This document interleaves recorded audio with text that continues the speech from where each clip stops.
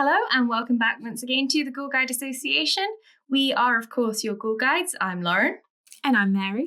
And this is the second of our spooky season reading recommendations. I am calling this one Culty and Corrupt. I love it. Sounds delicious.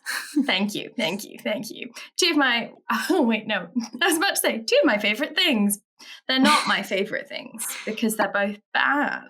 Mm-hmm. But I enjoy listening to podcasts about them, reading about them, getting to the bottom of them because, one, they make for really good gothic, and two, I'm just fascinated with understanding why people do the things that they do. So, since I knew Mary was doing some witchy recommendations, which, if you haven't listened to that one, either go and listen to that one first or make sure you queue it up for after this one. I thought, what should I do for spooky season? And I thought, let's go for some cults and corruption because I have very much been on that vibe lately. So I've been listening to a podcast that I would also like to recommend called Was I in a Cult? The answer's always yes. And if you're asking that question, then well, exactly. And from our days of Sheffield Gothic, where our motto was "But is it Gothic?" and the answer was always yes. Yeah. I quite enjoyed that.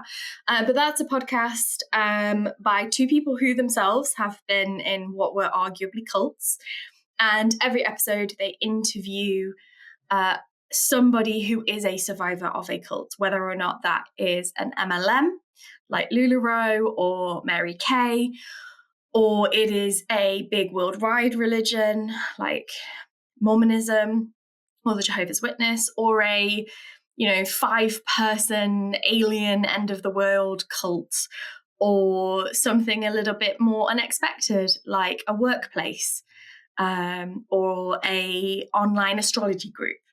So it's a really great podcast if you are interested in that kind of thing. They managed to toe that line quite nicely between being very understanding and sympathetic and taking things seriously, but also being quite funny. The episode where they talk about the FLDS, I particularly appreciated the way they shit on Warren Jeffs. So cults have been on my mind, perhaps more than they usually are, which is quite often anyway. So I thought, I'm going to recommend a couple of books that I've read lately that have all been very much on a theme. So if you're looking for something this Halloween that has a little bit of that sinister, culty corruption to it, then hopefully one of these 4 books I'm recommending will be for you. Mary, how do you feel about cults? Well, I'm not a fan of cults, but like you, I find them fascinating in a horrific way. And unfortunately, they are very, very real. But I think that when it comes to books, it is, the Gothic has always been interested in cults, all the way back to the 18th and 19th century, secret cults like the about necromancer of the Black Forest. The necromancer, lots of alchemy stuff with cults. And I'm thinking of the Ghost Seer as well, by Friedrich Schiller. Which is very spooky, and it's kind of like, is this a cult? What's happening? So I think there's always been that intrigue in Gothic narratives and Gothic fiction about, secret societies and cults and corruption as well. So I think that it is, whilst yes, unfortunately, they remain a big part of reality, and they are horrific. They are also I think fascinating. They remain fascinating because of the secrecy. If you're on the outside, you want to know what's happening, and then if you're on the inside, it's a whole different experience. And there's always that question of why, the how and the why of the cult. And one of the reasons, apart from the fact that I find it fascinating, that I thought this was a good time to do it, and not to get super political because this is a review episode, but we've talked quite a few times on this podcast about things like blood libel, nocturnal ritual fantasy, cultishness, cult faiths. And I think we have found ourselves again at a point in time, much like there was in the 60s and 70s, or immediately after any turn of the century, where you have people who are feeling disenfranchised, they're feeling lost. There's a lot of manipulation of people's expectations and understandings when it comes to in-groups and out-groups. And I think that Gothic fiction is doing a really, really good job at the moment of exploring that in a very in-depth way, but also doing what the Gothic has always done, which is making horrific realities bearable. The Gothic has always been a literature and an art form that we turn to when things are scary, and we use it to understand our anxieties, but we also use it to laugh a little bit and gain back some power.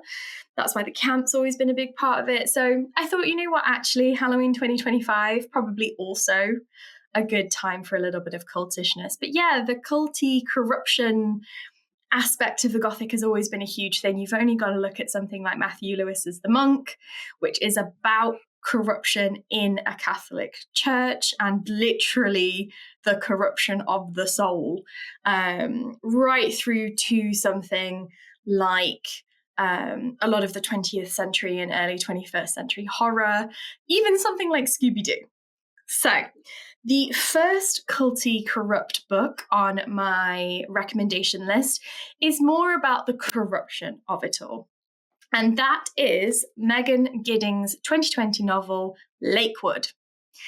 So Lakewood follows a young woman called Lena and it opens on the day of the funeral of her beloved grandmother, Miss Tony.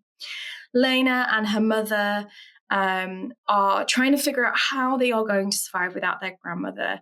Lena's mother, Desiree, has always suffered, for as long as Lena can remember, with a kind of strange fainting illness that has not really been acknowledged by doctors. So from the very beginning, we've got this theme of medical misogyny and misogynoir. And Lena essentially finds herself wondering, how is she going to cope? Because her mother struggles to work, she's very ill, and they basically discover that their beloved bastion of strength grandmother has not really left them in a great financial situation. So Lena finds herself looking for a way out, and she receives a letter. And that letter comes from a kind of strange organization, and it's inviting her to take part in a project. It seems to be some kind of medical project, maybe some kind of research, and they are offering to pay her a lot of money.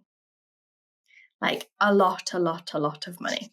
Enough money that she would be able to go back to college. She's had to essentially pause her studies because of everything that's happened. But she could potentially go back to college. She could have health insurance. She could secure the house. She could pay off the debt. They're offering to pay for her mother's health insurance. So a life-changing amount of money. A life-changing amount of money, and also a level of protection and safety. And Lena can't really say no. So she's intrigued. She gets this letter, and she's like, okay, like let's figure this out. So she essentially follows, discovers that this place is being like hidden essentially as the Great Lakes Shipping Company. So it's pretending to be a shipping company, but it's actually called the Lakewood Project, which is where the title of the novel comes from. And the Great Lakes Shipping Company is located in this town called Lakewood. It's a very white town. When Lena gets there, she feels quite uncomfortable. So we're getting this sort of like, so Lakewood is in Michigan. She's from the big city. So it's not super far from home, but we're getting this sort of vibe of this is maybe not a sundown town, but this is not a historically black town. Lena goes for the first trial. And at this trial, she meets Dr. Lisa. Dr. Lisa kind of tells her that this is a memory project. Oh, no. And over a couple of days, Lena is kept, she doesn't see anybody else, really, apart from at one point she bumps into a Korean man, seemingly Korean-American man. She only sees, really, the staff members of the project. They run all these kinds of tests on her. She feels foggy. She's unsure what's going on. They're asking her all these questions. And does anyone ever explain to her, like, what the actual, like, what she's doing, like what is happening, like, or is it? This is the running theme. Is she doesn't? They keep saying it's a memory study. It's a memory study. It's a memory study. She comes home. She's like, that was really strange. I don't know how I feel about it. I feel like I've lost time. Like there's a bit where she's sort of like, did I write that? But she gets the phone call and they want her to take part in the study. And what they're going to do is they're going to offer her a job as a receptionist, essentially, at the Great Lakes Shipping Company. And she'll have a cover. They will give her like scenarios every day, tell her what's happened.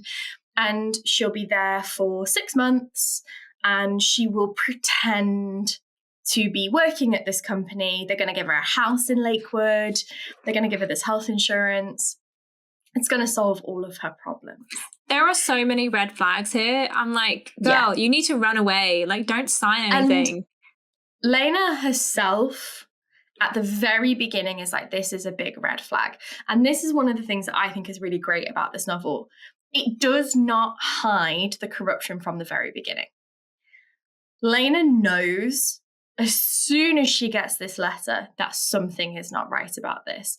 But she's in such a desperate situation that she doesn't really have another. So she's going for these other job interviews, essentially.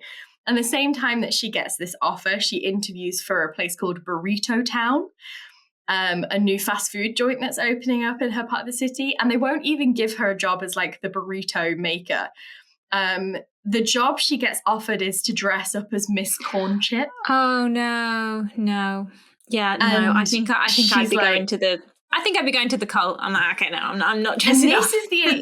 This is the brilliant thing about this novel, is that as a young Black millennial woman who does not have any financial stability, any family stability, they have just lost their anchor. Her mother is very unwell. She doesn't get taken seriously. So there's no, disabilities or benefits they can claim. She doesn't really have a choice. So one of the great things about this is that the way that Giddings sets this up is you really can't fault or knock Lena for what decisions that she makes. She's backed into a corner. It's something that I think that we will see more of as the world, the UK, America, Europe kind of economically just goes into whatever in that poverty and debt almost by design. They do remove choices from you. If you're struggling to stay afloat in terms of like your health and your food and shelter, then you're not going to be able to make decisions in a way that you would if you didn't have to worry about those things. And I think it's very important that this is set in Michigan. Flint is mentioned at one point. There is this narrative about what is the government putting in the food, the water, what is safe for people to consume. Essentially, when Lena gets to the Lakewood project, there is only one person in their group. So there's like 5 of them who are taking part in the research project. Only one of them is white. And this white woman who is, I think she's the receptionist actually, she keeps getting replaced. She's like a middle-aged white woman. The rest of them are all people of color. But everybody working on the staff, like the observers, the doctors, all appears to be white. So from the very beginning that this is a novel that is about institutional racism, medical misogyny. It's, Lena finds herself researching things, and we've mentioned things like the Tuskegee experiment before, but one of the things I really loved about this is it's not a twist. You're not like, oh, this seems great. Oh no, there's something sinister. From the very beginning, both you as the reader and Lena as the character are like, this is sus as fuck. But what other choice does she have? Yeah. And what the novel actually does is explores why people are pushed to these things, the reality, how we deal with it, like what people are being expected to put up with. You obviously have that kind of aspect of like, how much can you put somebody through, which links back to a long-standing, some people still believe it, institutional medical racism, which is that Black people feel less pain or have higher thresholds or more endurance. And essentially what plays out is Lena trying to survive. It is not about her necessarily like figuring out the twist, but what's really great about it is that she knows something's fucked up here. She's trying to just survive and get the money, but she can't help herself push. Like, she's constantly trying to break the rules and break the boundaries and figure it out. If you are looking for something that is,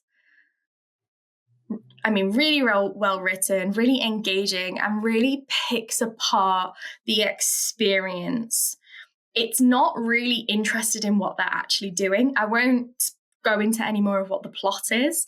It's less about what they're doing, what they're researching. When I talked about ML Rio's Graveyard Shift, I talked about this idea of bystander horror. Lena is not a bystander. She is a participant and in a lot of ways a victim, but it's very much more interested with that side of the story. And the fact that it doesn't really fucking matter. It doesn't matter what they are doing. The fact that they are doing it. And one of the things I really enjoyed is the way that it unravels the idea that nothing like this can be for the greater good. Too many people suffer, Black, white, brown, poor, rich. Like, it doesn't matter who you are, you will suffer from something like this. So yeah, Lakewood by Megan Giddings. What I thought was really fascinating is this was actually, even though this is a 2020 novel, this is published pre-COVID, or written at least pre-COVID. And I actually thought that was really interesting because it picks up on a lot of the like conspiracy anxiety that came out of COVID, of that kind of, well, I don't want to be a conspiracy theorist, but I can't pretend these things haven't happened before, or I can't pretend there's not weird things going on, which we talked a little bit when we talked about QAnon in like the witch episodes and in the Labubu episodes. Yeah. So Lakewood is my first recommendation.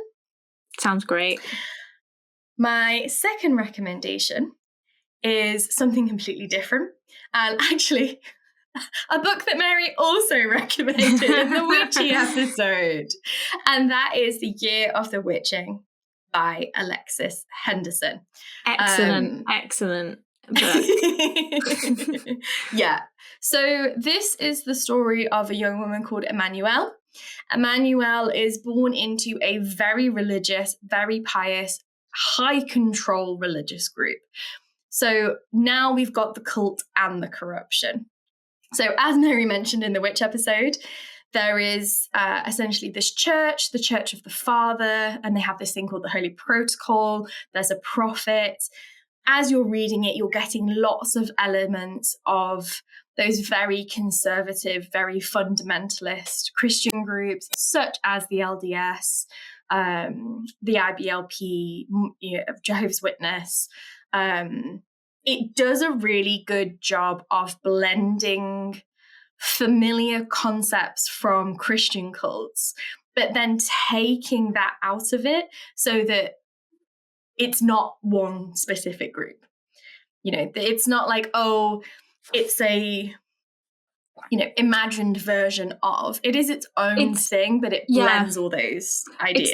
It's not about Christianity, but the cult is very much Christian flavored in the, I think, yes, the land is called Bethel, the protagonist is called Emmanuelle. There's all these things about prophets they have and sacrifice. The names are like Messiah and glory. and even the bad witches I think are all taken from the Bible, including Lilith. So it is very much that kind of yes. Yeah, I can't remember what the other two are called, but the two to me most interesting witches were Lilith and Delilah. Of course, Delilah is a famous biblical character. So this is a fantasy novel. So very different from Lakewood, which is very much set in the real world. This is set in the imagined world of Bethel. And Emmanuel, essentially, the novel opens with Emmanuel's birth. Emmanuel's mother, we learn, had a secret affair with a farmhand, and he was from what's known as the outskirts. So we don't get lots of lore to this world, and that is the only thing I will say is I actually would have liked a bit more about the world here, because Henderson sets up a really fascinating premise. So the idea is that hundreds of years ago, the first prophet rose up against this coven of witches who are the daughters of the Dark Mother. They're the followers of the Father who represents light. And he slew the witches and he, brought light to the world. You find out that there are other cities. There are heathen cities outside of Bethel. And within Bethel, you have this area called the outskirts. And the outskirts is home to who we assume were refugees during the time of the first kind of holy war, and they are of darker skin. Most of the people in Bethel, especially the prophets, are light-skinned. So Emmanuel is essentially mixed race. She seems to have been born under strange circumstances. Her father was executed because her mother was supposed to be one of the prophet's wives. A little bit like Mormonism, there's a polygamy element here. And after he was executed, she flees into the dark forest, somehow manages to survive the winter, returns 9 months pregnant. Her mother, Martha, helps her give birth. Emmanuel's grandmother, Martha, has this gift, the gift of names. She pulls this name down from heaven. So the name Emmanuel itself is very, poignant here, because something has said, we don't really know where the gifts and the powers come from, but something has said that she should be called Emmanuel. So we know that Emmanuel is an outsider of sorts. She is mixed race. Her mother was somehow related to the Darkwood. She tried to kill the prophet. There's all of this kind of mystery and taboo that is related to Emmanuel. She is reaching young adulthood. She's 17. And we learn at the beginning that her best friend, Leah, is going to be the latest of the prophet's wives. And we learn about things like the marriage custom. We start to learn a little bit about the world here. And we also learn that Emmanuel has not had her first menstruation. And she is struggling to find her place in the world. She doesn't know where she fits. She feels slightly separate from her family, who have basically been cast out after her mother's crimes.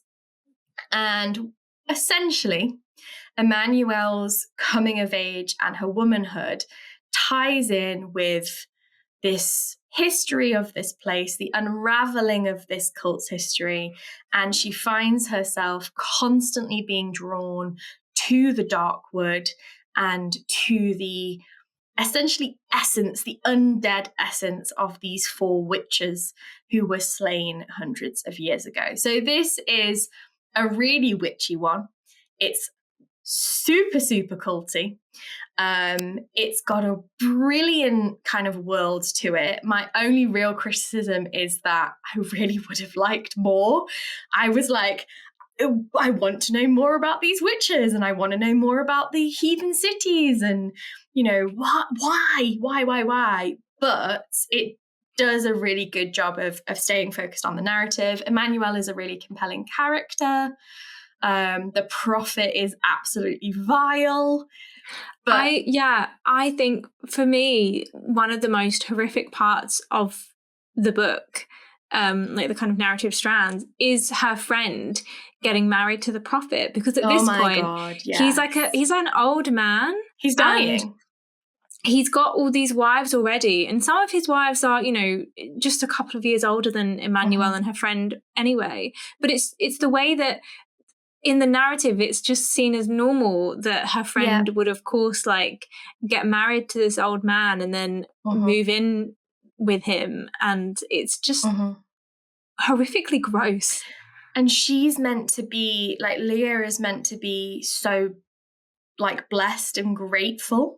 For this. Leah is also a really great character, and I really appreciated the way that this explored how when you're born into something, it's really difficult. Emmanuel is not a Katniss Everdeen character.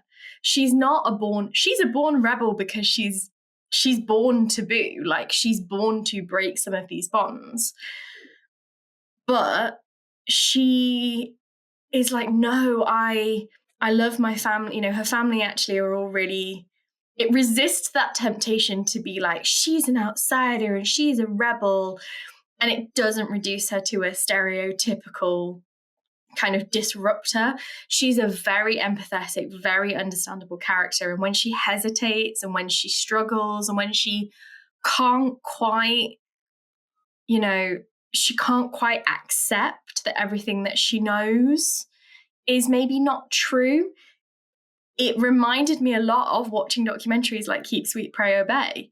If you've been told from birth, and because it does have, the prophet has the gift of vision.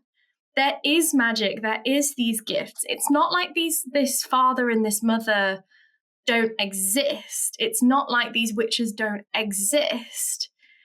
So it even adds that element of, you can't, again, a little bit like with Lakewood, you can't fault Emmanuel for the things that she does and the way that she responds to things. It was very human and very genuine within a fantasy novel. And very different. It was very different. I thought it was a really wonderful blending of very real concepts and fantasy elements. I thought the design of the witches was really good. I would love to see like a movie version of this. And whilst I was like, no, tell me more, I loved that it was a standalone. Brilliant fantasy standalone is hard to come by. So if you're looking for something that is more fantasy and is more literally culty, like one of the first scenes is them slaughtering a lamb on the Sabbath in sacrifice to the Father and everybody being blessed with the blood.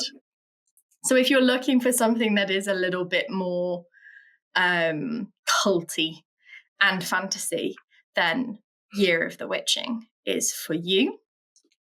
My third entry is a very modern cult, and it is Natural Beauty by Ling Huang. So, we'll often throw around the term cult beauty product, cult skincare product. This is literally about cult skincare. There's so much like cult vibes or just actual cult structures in terms of like the beauty industry, whether it's actually, I'm selling this product and I need to get other people to also sell this product and then we can all sell this product, or it's let's all use these products because these products are, natural, or these will benefit you in some way, and like either needing to be part of it from that kind of financial business cult, like, or being part of it because you believe that sticking an egg in your vagina will help in some way. Literally. Like it's like it is I think a very like untapped cult aspect. And I think that, so we've been leading up to this for a few years, but I think that in the last 18 months we have seen an increase in gothic and horror based around the idea of beauty, wellness and skincare.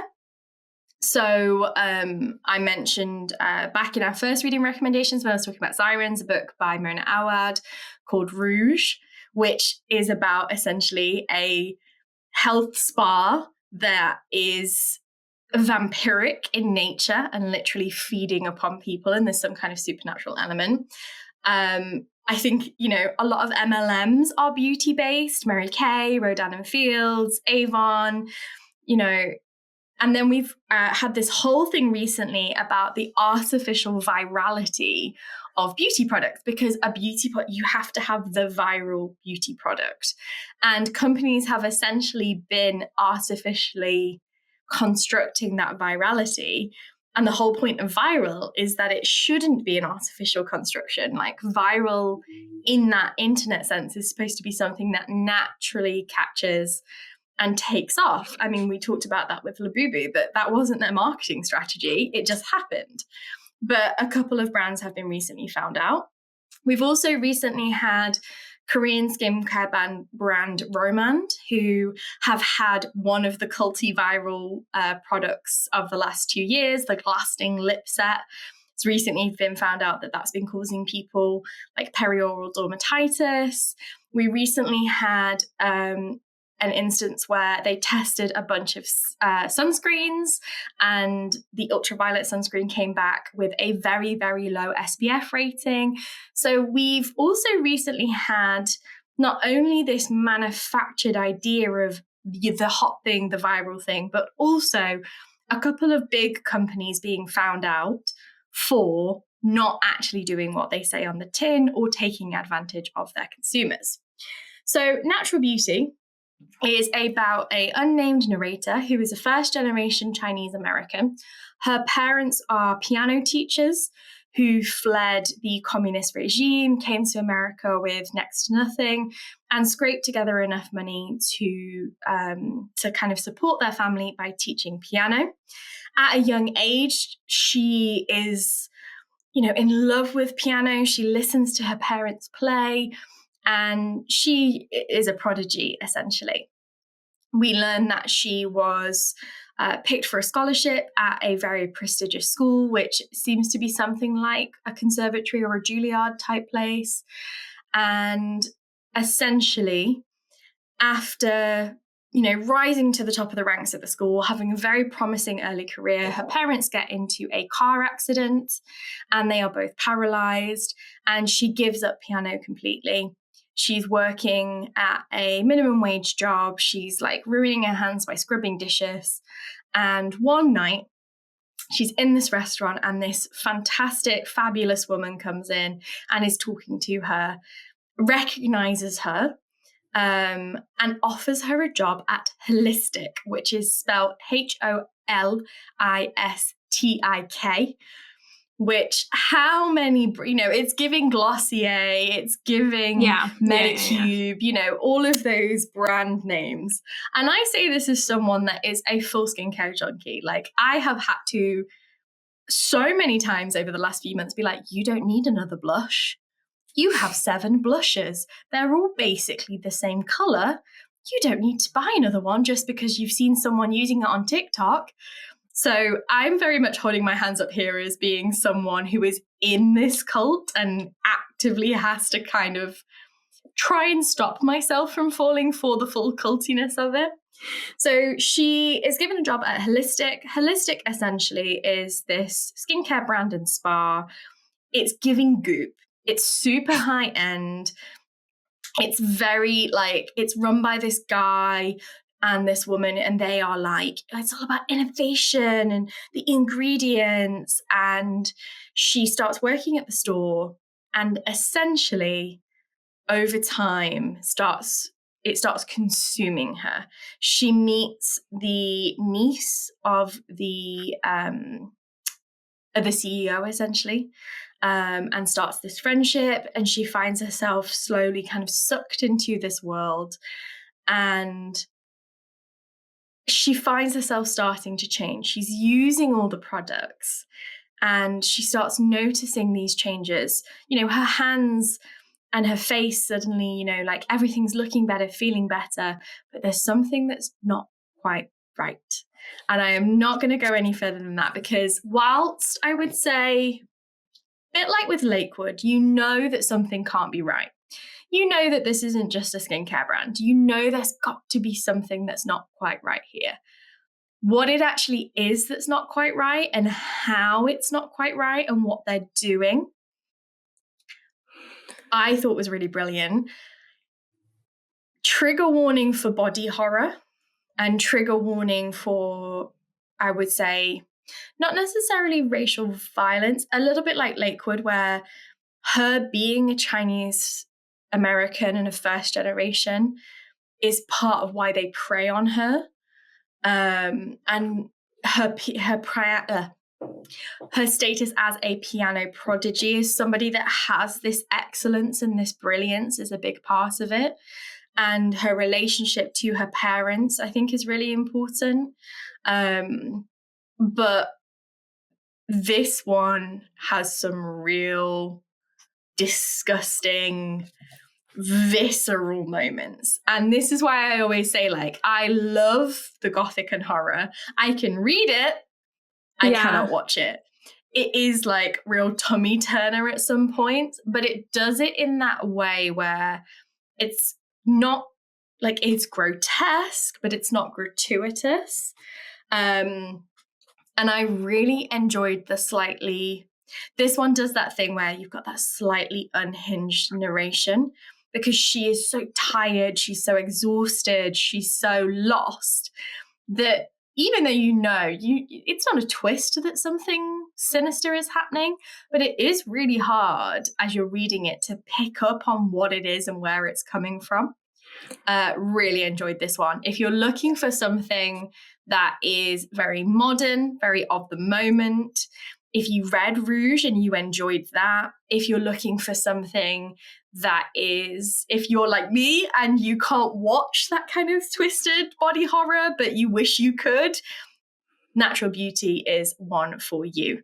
I really enjoyed this. I really enjoyed the style. Ling Huang also has another novel out, which I plan to pick up, which seems to be about female friendship, that also seems to have similar vibes. And yeah, I picked this up based solely on the cover and the title, because being a skincare junkie, I was like, yeah, this one's for me. And it did not disappoint.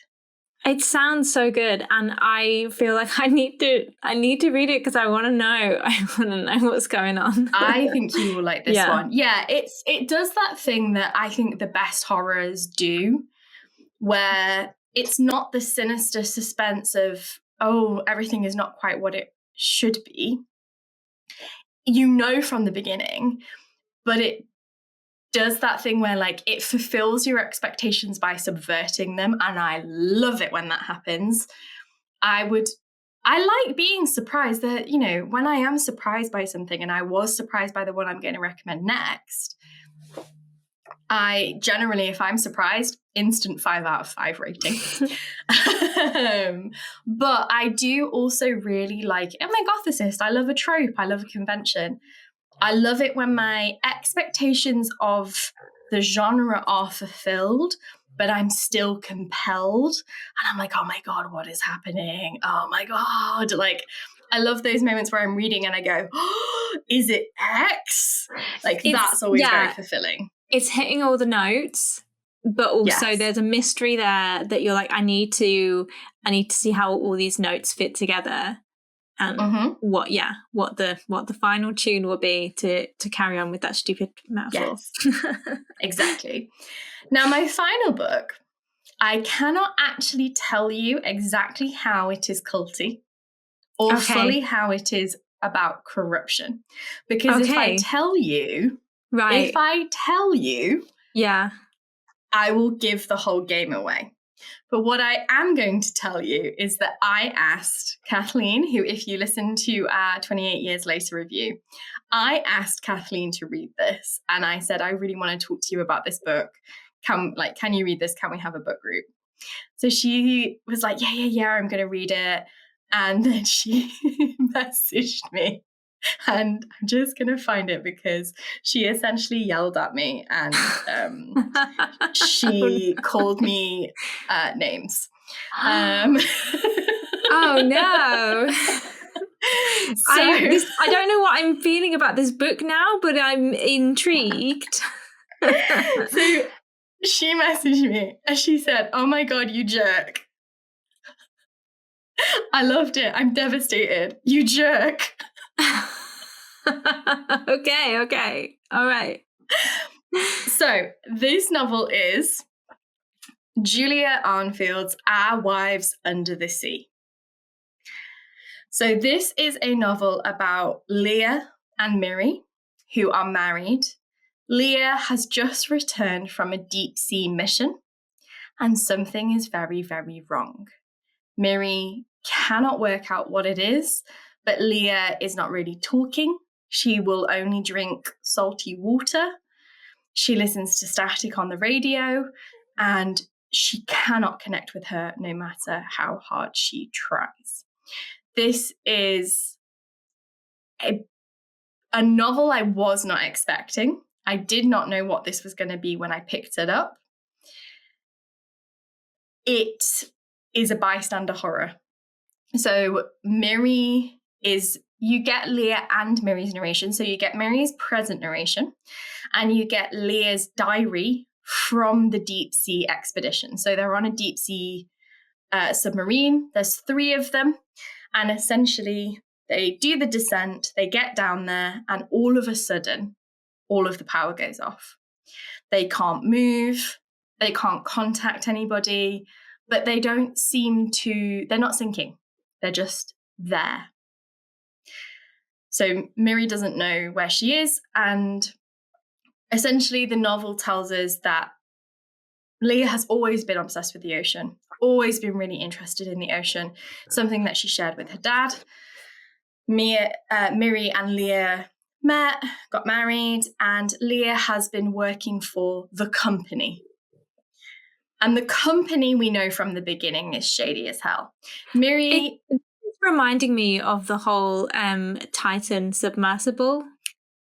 Yes. Yeah. Which, so if you don't know what that's about, it's a submersible that wanted to go down and see the Titanic, and then very, very dramatically one day just went dark. And there's a really great documentary about the company and why it's really, really sus, and why maybe rich people shouldn't just be allowed to do whatever they want. Yeah. So this place is only ever known as the Center with a capital C. The Center, seems to be some kind of cutting edge scientific center, essentially. Miri doesn't know much about them. And we learn right from the beginning that while Leah was away, Miri didn't really get much from the center. They just kept saying, it's going to be longer than usual. Something is obviously wrong with Leah. Miri is trying to call the center, and she keeps getting fobbed off. Eventually, the number stops working. I genuinely don't know how to tell you any more about this without completely spoiling it, because when I realized what was actually happening, I was truly gobsmacked.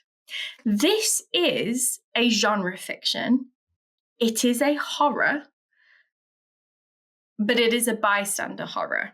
And because Miri doesn't know what has happened to Leah down there and doesn't ever really get to find out, it is not until about 3/4 of the way through that you realize what is actually happening on this submersible, what the center actually is doing, and why they are down there. You know that something's not right because they're ghosting.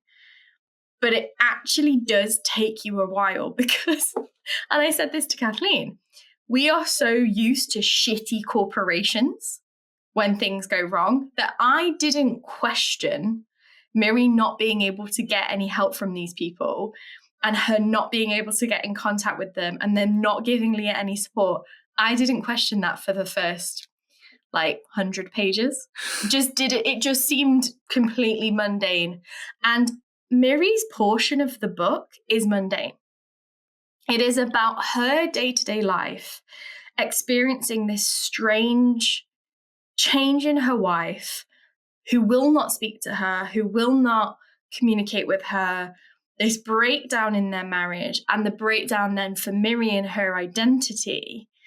We get the flashbacks to how they met, to how they, to their love story, to Miri's relationship with her mother and her mother when she became sick. It is a beautiful, heartbreaking bystander horror that is actually really culty. And when you realize what is happening, if you are a gothicist or a horror fan or a weird fiction fan, you will know why I've said it's culty. But it is also about a corrupt center, clearly, and them using people for something. And Leah herself, physically, mentally, is corrupted by what she has experienced. And that, of course, then passes on to their relationship. This is one of the best novels I have read in a long time. I finished it and I put it down, and very much like Butter, I just sat there and I was like, oh my God. And then I was like, I have to make Kathleen read this so she'll talk to me about it. Well, I now, really mad at me. I need to read this book. I need you to read this so that I can talk to you and also understand why Kathleen called you a jerk and and why she was crying and why she said, I'm so sad I loved it. I need you to read this, and then I need you to have book club with me and Kathleen. Okay, we'll do a book swap. We'll do a book swap. Yeah, let's do it. But if you're looking for something that isn't a classic horror, that is almost more like a sort of literary fiction that is about love and grief and loss, but has this gothic aspect to it and has this weirdness underneath it. If you like nautical narratives, if you like queer fiction, this is absolutely for you. If you want to really shake up your reading and challenge yourself, if you've been reading a lot of like genre horror, this is going to be a real palate cleanser in all the best kinds of ways. And I highly, highly recommend it. Although I did read this and Natural Beauty, and I have known men in like quick succession, and then I had to sit down and have a long chat with myself. Yeah. Sometimes you just need an easy, fun read to break things up. Yeah. Well, thank you very much. Those are my Culty and Corrupt spooky season reading recommendations. If you have read any of those, please let me know. If you have any that you would add to that pile, please let me know. I did see that Mona Award's Bunny is getting a sequel called We Love You, Bunny, which is set after the protagonist from the first novel has published the novel I assume is Bunny, and the bunnies are not super happy about it. So I will definitely be reading and reviewing that when that comes out.